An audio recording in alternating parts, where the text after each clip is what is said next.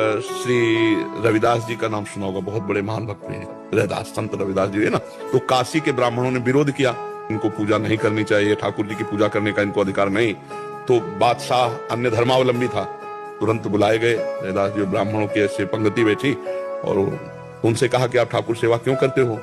उनका हमारे ठाकुर वो करवाना चाहते इसलिए ठाकुर सेवा करते हैं। तो ब्राह्मणों ने कहा तुम मतलब शास्त्र विरुद्ध तुम आचरण करते हो और राज्य में बहुत बड़ा अनर्थ हो जाएगा। तो वो अपने भाषा से समझाया।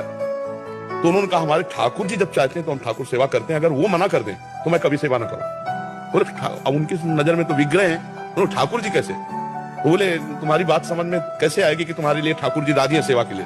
बोले वहां दूर सिंहासन रख दो और तुम मंत्रों से बुलाओ और हम ऐसे बुलाएंगे, अगर हमारी गोद में आ जाए तो जान लेना ठाकुर जी सेवा। तो जो ठाकुर रविदास जी के थे वो सिंहासन में से दूर रखे गए, उन्होंने शुरू किया मंत्र, कुछ नहीं, और भाव में भरकर कहा प्रभु जी ही ऐसे कहा तो सिंहासन ऐसे जैसे उड़ के आए ना, छाती से लग कर तुम अन्यथा कर तुम भगवान।